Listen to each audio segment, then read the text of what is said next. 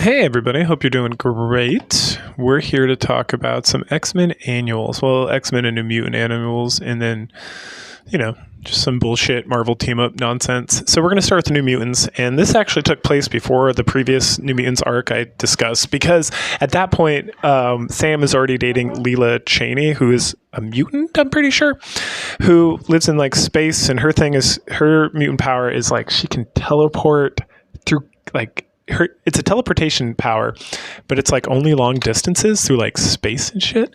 Anyway, so this is Marvel's, it says one.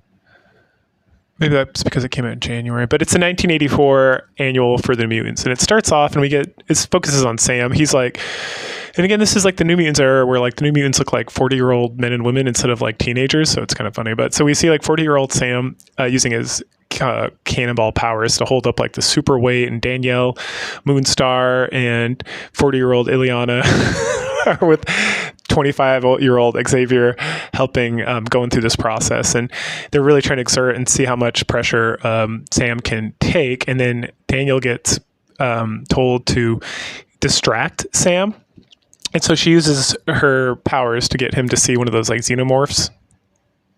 What are they called in the X-Men universe? I don't remember.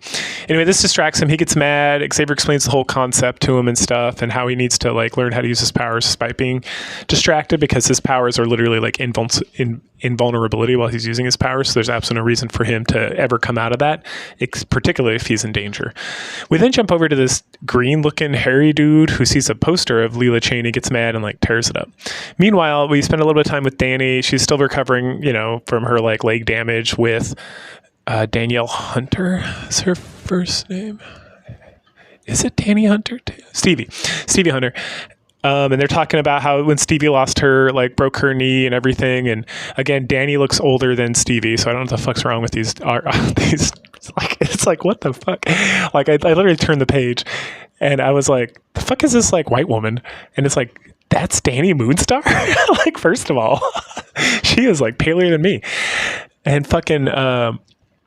And then Stevie looks like a teenager, and then Danny looks like a 40-year-old woman. I was just what the fuck, man?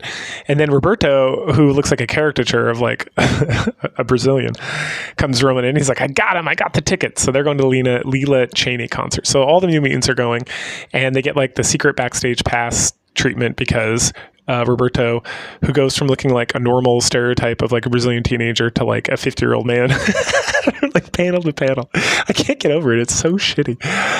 And then because he's rich, so he's able to get in the backstage. They're watching the band set up. They're seeing this sketchy dude setting up speakers and whatnot. And then they see Lila Cheney, and she's rocking out, and she looks like an angry 90-year-old Chinese woman. The fuck? And then I think it's Warlock identifies that the chain on one of the speakers is breaking. So him and Roberto go to hold back the falling speakers, and then Sam spins out and saves Lila from being crushed. And so she's so grateful and thankful, and she gives him a smooch on the lips with her sexy goth look, and is I'm going to see you guys at the after party. It's going to be great. And so they all discuss what's going on. Warlock has found the broken chain, and so then the X-Men, or the X-Men, the New Mutants transform and go looking around and sniffing around, and eventually find the green hairy guy. And they get into a fight with him, and he kind of beats the shit out of him, to be completely honest, as they fight. And then eventually Cannonball knocks the guy over, and then he's collapsing, but then the whole part of the upper stage, a catwalk I think is what it's called, is collapsing as well. And then Lila sees all this, and she's everyone in the crowd thinks the explosion and everything is just part of the show. And then Lila does her transportation magic and nabs Sam in the meantime as well. And everyone in the crowd is oh, it's amazing, what a great show, and all this stuff. So then the New Mutants kind of gather themselves together. Oh, and at some point Lila uses some sort of chord progression to cause a lot of strain and damage to the green monster, but also Warlock. Something about too much energy and stuff going on like that. And so they're all meeting afterwards, and Warlock's in a lot of pain because he's absorbed all this musical energy or some old bullshit. And Danny convinces him, and he explains that she transported through a Stargate or something. And then she's well, send us through to use that power. And so he does. And they all teleport. Everyone's wow, there's another teleportation. That was amazing. And then all the kids are in space, and it's fuck. So we jump over to Lila and her crew and Sam, and they're in her Dyson sphere that she owns. using her like teleportation magic. And then like 50-year-old Sam and his 40-year-old girlfriend Lila Cheney like have a conversation about everything and how crazy she is and about the Dyson sphere and everything that's going on. And she keeps like kissing him and smooching on his ears, and she sends him off with one of her bandmates and is like, get dressed. And then she gets a message from another green asshole, and it's about how like she's going to steal the earth and like sell it to him or something, but that she's going to do it when she's damn well ready to do it, and that he shouldn't be sending assassins or whatever. Meanwhile, Danny wakes up and she's inside like a Warlock space like spaceship. So Warlock's constructed like a spaceship to protect all the kids. And so 40-year-old Danny Moonstar is like trying to fly the ship, but she's got like a headache and she's upset that like as a leader she's not doing a good enough job. But then they're able to Warlock's able to pinpoint, and she's got this fucking feather in her hair. Like, where did this fucking come from? Like, it is so outrageous. Like, oh Lord. And then so they head over there, and then meanwhile Sam comes back looking like a 20-year-old, which is nice for like a moment. Then he looks like a 50-year-old man again. And then Lila is like dressed like ready to fuck, and so they presumably bang it out, right? Like she starts smooching on him and stuff, and they're like in bed and like half naked, and it's like excellent. And so then like one of her bandmates is like, perfect, now that she's fucking around, I'm gonna go betray her to like these people and sell the planet Earth without her permission or whatever. Meanwhile, the other New Mutants have landed in the Dyson sphere, which I don't know exactly how that works, because the Dyson sphere, is my understanding, is like surrounds a sun. So I guess there's like a little spot where they could come in. Doug is trying to like interpret the language here because that's like his mutant power or whatnot. And then, there's some back and forth. And then there's like an invasion because that guy allowed like the defenses to come down so people could invade.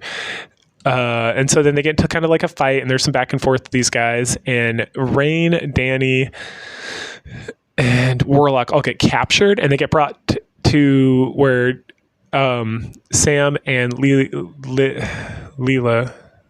Cheney, yeah, we're fucking, and now they're all hanging out talking about what's going on, and this guy who betrayed Lila is like, fuck you, and the guy's like, you're very greedy and also stupid. And so Lila, yeah, and so he like shoots him, killing him, and then they're talking about how they're going to get the Earth, and there's like they just got to pull this like lever over on the wall, and once they pull the lever, it's going to like knock everybody on Earth out, so then these people can invade and like imprison everybody in like slave collars or something. And right when he's about to do that, an earthquake happens, and it's like, how the fuck is an earthquake on a Dyson sphere? That don't make no sense, but it makes sense because it's Amara, and so she comes down and like, or she comes up out of the ground and like a volcano and like starts blasting people, and then Ileana shows up with her like soul sword and soul armor and starts fighting dudes, and then Warlock's getting involved, everyone's getting involved, and Ileana like frees everybody. I don't know what happened to Roberto, he's like nowhere to be seen. But eventually he like shows up and starts punching through things and fighting, and they fight. And then, there's like a whole discussion about how Lila did steal the planet Earth somehow.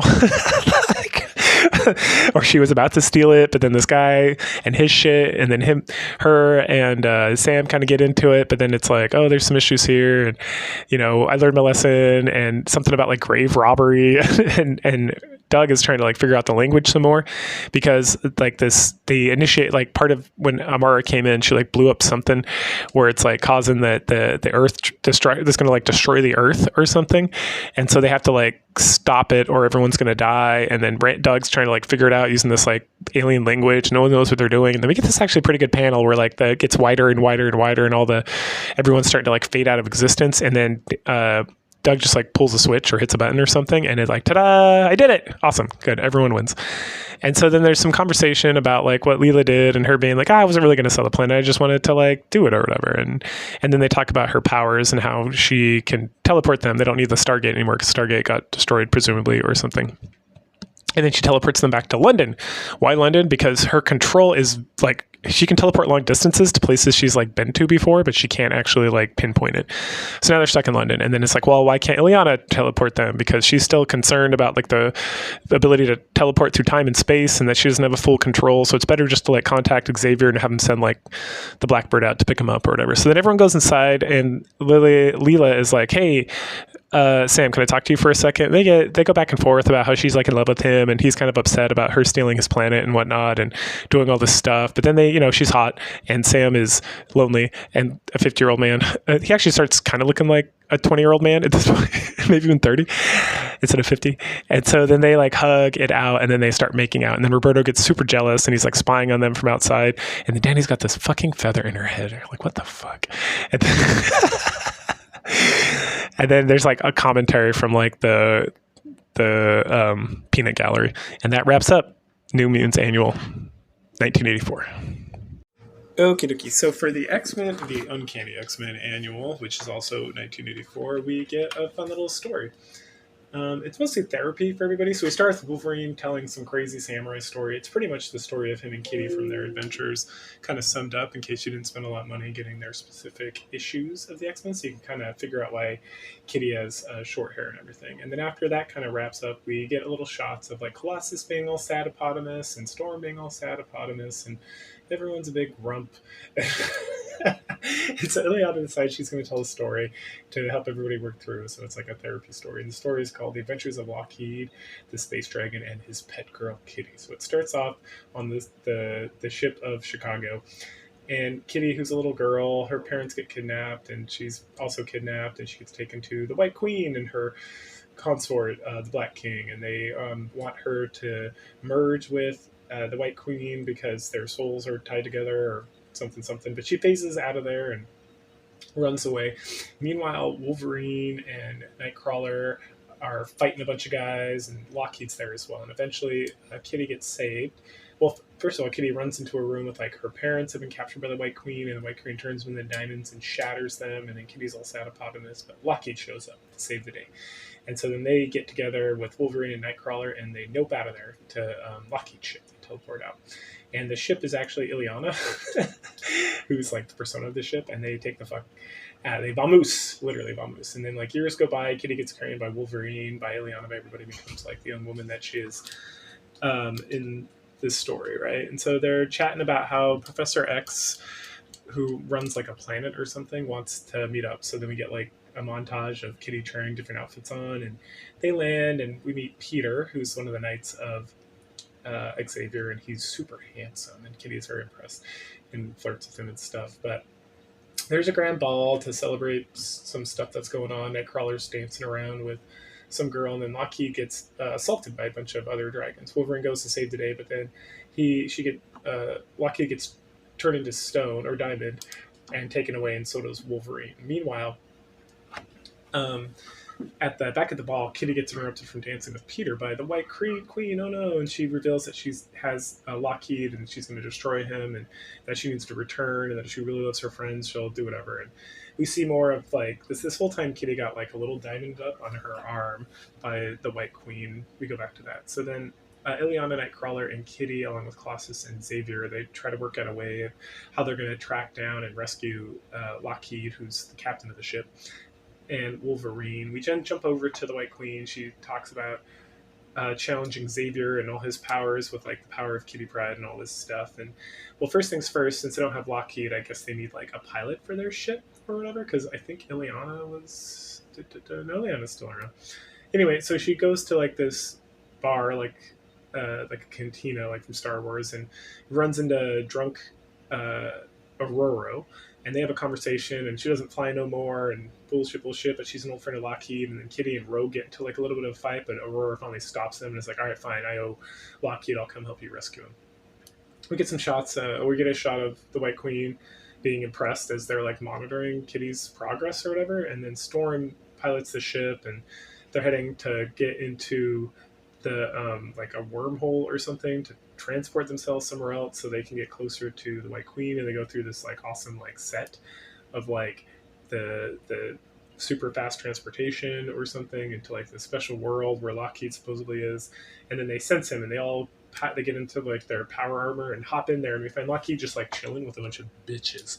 And we find like literally there's like a whole area with like tons of these like female dragons, and he's just like living his best life. And so everyone's like hanging out talking about that. And then I guess like the entire community is all female, and then Ileana gets like something happens to her because there's some interference, and they are under attack by the White Queen's forces, and then like a battle begins. But then like this old lady dragon like shows up, like, and she gets beat the shit out of by Kitty and her crew. And then there's some more battles between like the forces of the White Queen and such. And then at some point someone's like, oh hey, the shuttle the White Queen came on is up there. Kitty and Lockheed can get in there and they can rescue Wolverine. So they head up there, and then they get assaulted by some of the White Queen's men, including the Black King. And they are able to rescue Wolverine in time where the Black King shoots Lockheed, but then Wolverine shows up and kills the shit out of him. Then they all come back down to like the planet where the Lockheed and the bitches dragons are, and they start fighting with the White Queen some more. And the White Queen has this whole thing where she's like, "You can't kill me. We're connected. And if you try to kill me, I'll take over you," or something, something. And so then Kitty is able to like resist the White Queen's like mental powers and push back and defeat her. And then all the dragon bitches like kill the White Queen while Kitty covers Lockheed's face.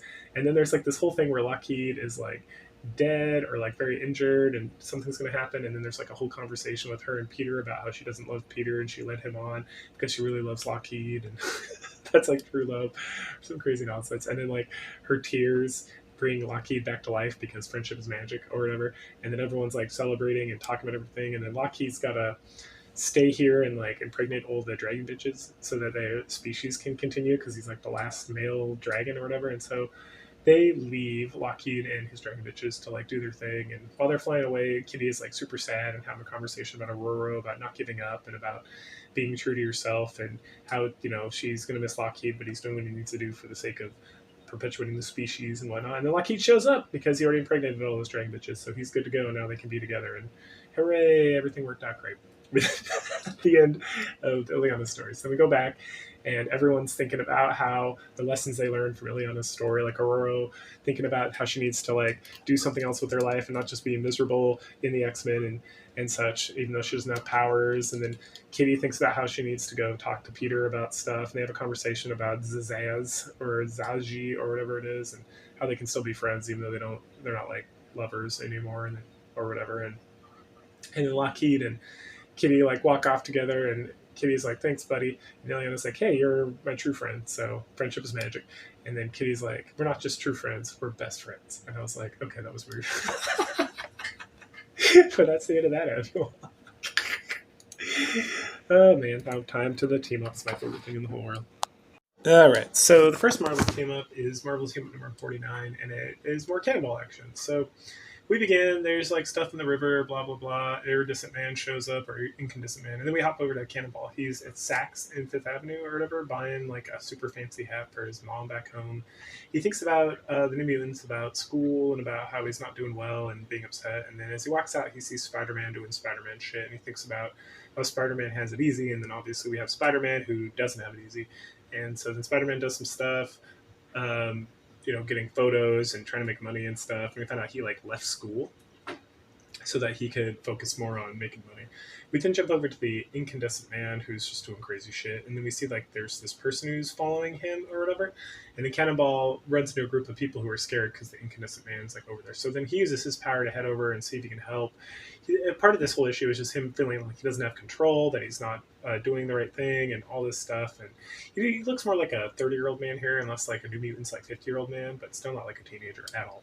Anyway, there's a whole this part of the gag here is he is the hat. Like he has the hat in a box and he keeps trying to save the hat, and then Peter Parker's trying to take like pictures and he's saving Cannonball, and him and Cannonball have like conversations about fighting and about being a superhero and doing stuff. And then Incandescent Man keeps like charging up and doing stuff. And then there's this lady in like a helicopter who keeps flying around trying to capture the Incandescent Man and do stuff. And it's just, most of his issue is just like fight, moving around, fight some more, fight. And then Spider-Man eventually gets to the helicopter, sees this woman, they get into like a conversation, and like tears the helicopter apart, pulling her out.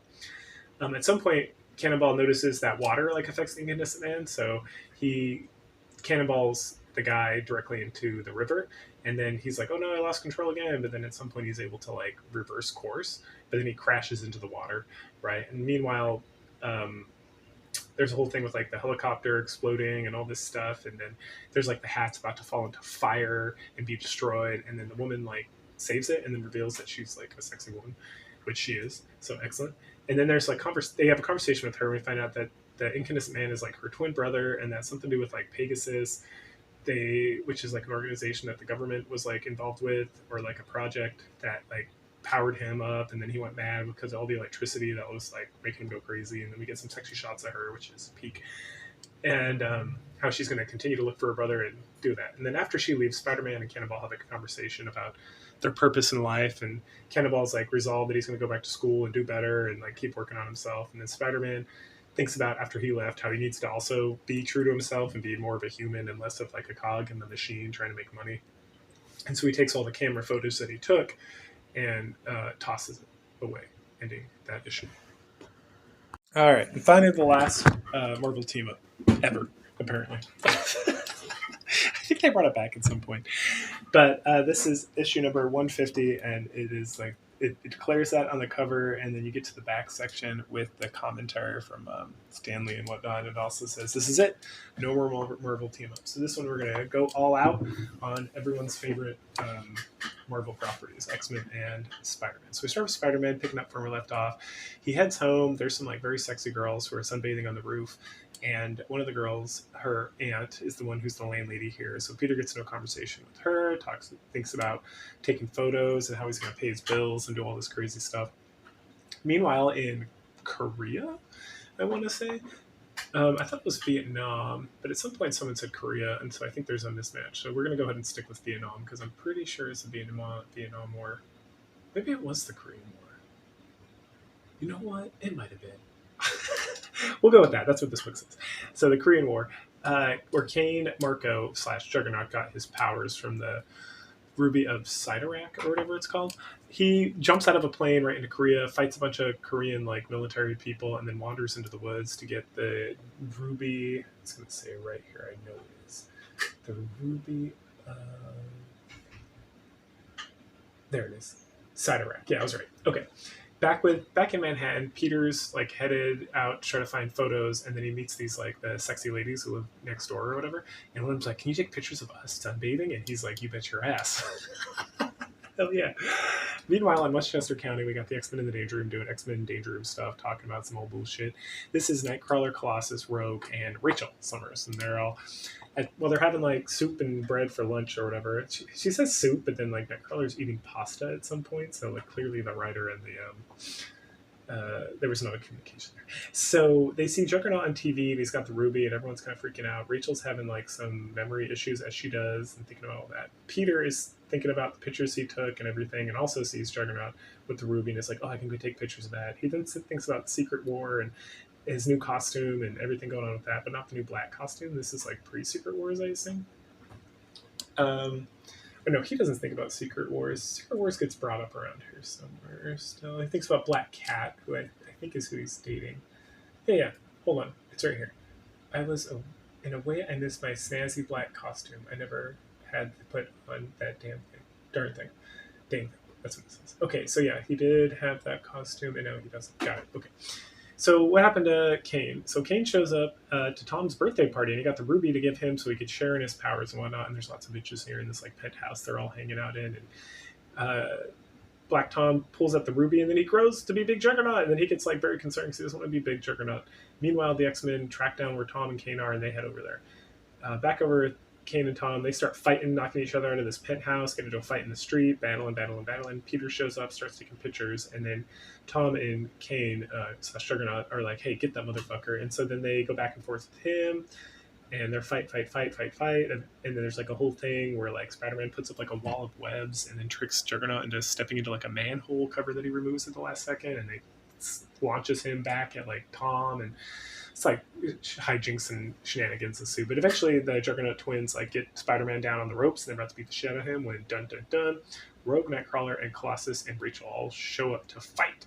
And so the fight continues with the X-Men as well, and Tom and Juggernaut are giving their best, and Rachel's fighting, and everyone's fighting, and Nightcrawler's doing his fighting, and Rogue's like stealing Juggernaut powers and then getting into fights. She's like punching Juggernaut, and then they're like, "Oh, hey, take his helmet off. That's how we can beat him." And Rachel can get him because she's got psych powers, just like her mom, Jean Grey.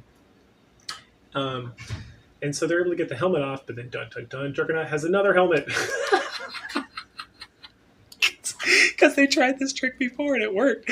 So he learned a valuable lesson that day. And so because Tom was like, "Hey, you should probably have a secondary helmet on at all times just in case the X-Men do this again." So they do.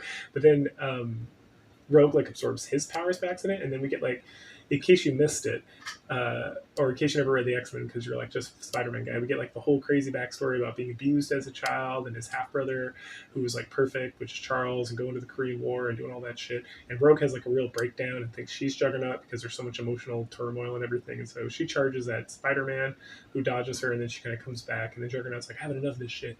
So he picks up the ruby, absorbs all his powers because he was splitting the powers with Tom before, and then launches the Ruby of Cyttorak like into space, and it's like no one can ever share these powers with me again forever. And then everyone's like, holy shit! And then they look back down, they're gone. And so we see Tom and Juggernaut like having a bro comedy on the sewers of Manhattan, talking about how much fun they had fighting, and about bitches and about all that stuff as they like wander off talking about stuff. And then the X-Men and Spider-Man, it amidst like just crumbled buildings and holes in the ground and destroyed like the fucking apocalypse happened on this street, being like, all right, that was fun, we better get out of here before the popos show up and get us all into trouble. And then they do. They just like bamf out of there. Spider-Man meanwhile heads back over to the to develop these pictures he took in the battle, but they're all fucked over. But then he heads out, and the guy running the newspaper, Robbie something, he's like, hey Peter, you did a great job. These are excellent. Let's do more of this. And he's like, the fuck you talking about, son? And he shows him the pictures of the sexy girls on the roof. And he's like, can you get like waivers? Or he calls them vouchers. Voucher this one, voucher them all. Which I think is like paying them, but they need to get like signatures saying it's okay to publish these. And he's like, do more of this. And Peter gets like this very sly, slick man look, which wraps up this. And like I said, we get a whole post-mortem. As you may know, this is the final issue of Marvel Team Up. Fear not, Team Up fans. There's plenty more Spider-Man where that came from.